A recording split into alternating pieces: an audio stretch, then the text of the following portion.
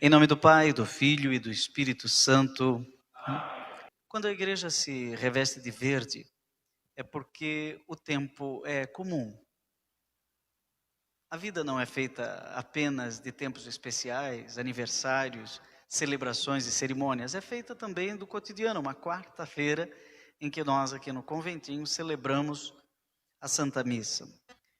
E no tempo comum, quando a igreja se reveste de verde, a cada celebração nós entramos em um aspecto, em um detalhe do mistério pascal de Jesus Cristo. E hoje nós vamos mergulhar na autenticidade, na verdade, né? E inclusive na crítica contra toda forma de mentira, que no tempo de Jesus não se chamava de fake news, como chamamos hoje, mas que tinha os seus acólitos, e eram os fariseus. E Jesus não é muito gentil, não é? Ele chama de sepulcros caiados. Mas sobre essas coisas, nós vamos refletir na homilia hoje com o nosso diácono Arlisson.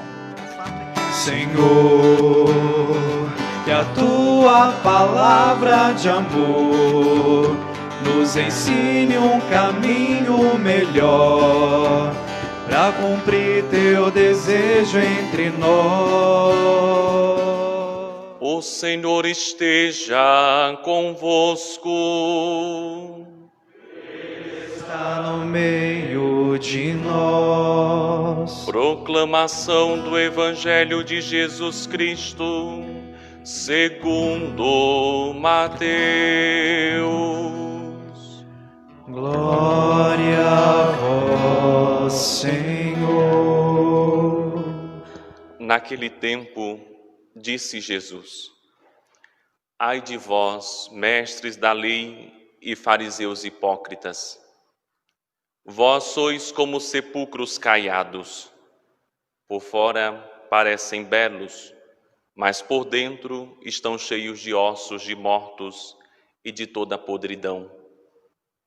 Assim também vós, por fora pareceis justos diante dos outros, mas por dentro estáis cheios de hipocrisia e injustiça.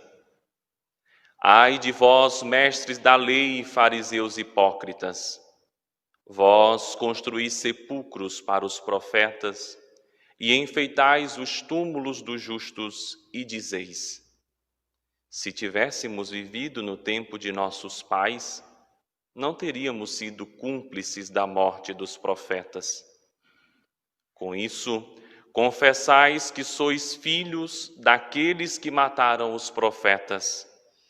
Completai, pois, a medida de vossos pais. Palavra da salvação. Glória a vós, Senhor.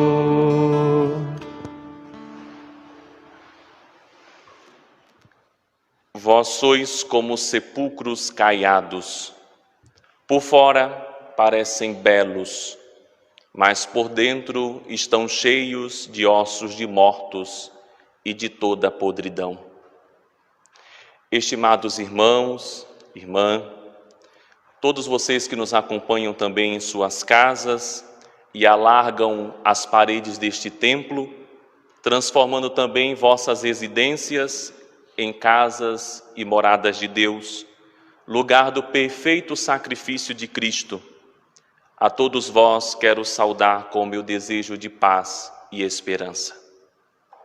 Desde o último domingo, no qual iniciamos a 21ª Semana Comum, tenho rezado e refletido sobre a pergunta de Jesus a seus discípulos: quem dizem os homens ser o Filho do Homem?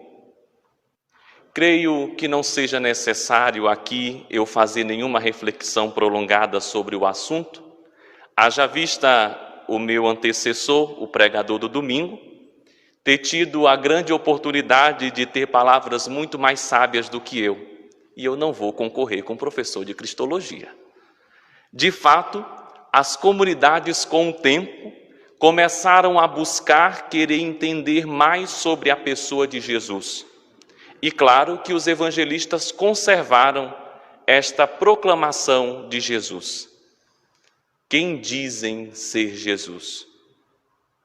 Diante disso, me permitam nesta noite refletir, tendo por base o evangelho que nós acabamos de ouvir e esta provocação dominical, para tentar encontrar, tentar encontrar uma dimensão positiva diante dos ais ditos por Jesus, que acabamos de ouvir e iniciou no evangelho de ontem. É bem verdade e é bom que se diga que na literatura mateana estes ais de Jesus se revestem de duplo sentido. De um lado, a acusação aos fariseus pelo rigorismo na prática da lei, e de outro, a declaração da tristeza de nosso Senhor diante do fardo que estes tais impunham sobre os ombros dos filhos de Deus, que deveriam ser livres por natureza. Se por um lado a questão posta por Jesus provocou aos seus discípulos mais próximos uma postura de afirmação de fé, de ser ele o Messias, o Filho de Deus, eu quero hoje então fazer a pergunta inversa, que toca-nos profundamente. Quem dizem os homens serem os cristãos de hoje? Digo isso ainda envolto, como disse muito bem o presidente da celebração, envolto das agitadas ondas que se lançaram sobre as paredes de nossa fé nos últimos dias. Mas quem dizem os homens do nosso tempo serem os discípulos do Messias, o Filho de Deus? Ao assumir a nossa condição batismal, todos nós recebemos a graça especial e singular de pertencimento a Cristo. E como que num processo biológico, todos devamos progredir no conhecimento da verdade e no encontro com a vontade de Deus. Sim, meus irmãos, não nos esquivemos disso. Todos estamos em um processo possível e tão somente isso nós conseguiremos progredir. Pergunto-me, por que diante de tanta facilidade ainda seja tão difícil para os discípulos do Messias demonstrarem quem são? Será que o Cristo causa-nos vergonha diante do mundo? Será que nós somos cristãos da soleira da igreja para dentro? Será que nossa fé professada não passa de mera repetição de palavras? Será? A primeira comunidade discipular do Senhor foi formada somente por 12 discípulos. E eles não mediram esforços para revelar ao mundo, alheio à sua forma de pregação, o objeto seguro e inquestionável que transformou a sua vida, Jesus Cristo. Por outro lado, nós hoje somos milhares e milhões, igrejas, igrejitas, garagens, ruas, parques, mega edifícios. E por que nós não conseguimos dizer ao mundo sobre a vontade e a verdade de Cristo? Esta semana, no nosso calendário vocacional, nós recordamos a vocação dos leigos. Homens e mulheres que fazem trepidar a chama da fé no meio do mundo. Tantos eles como nós que aqui estamos dentro desta igreja, só podemos transmitir esta chama porque nos fizemos cristãos.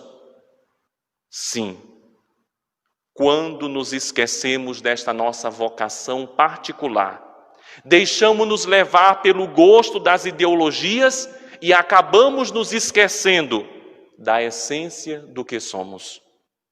Quando um cristão vive sua experiência de fé como se fosse uma relação de prateleira de supermercado, corre o grande risco de buscar somente o que mais lhe agrada.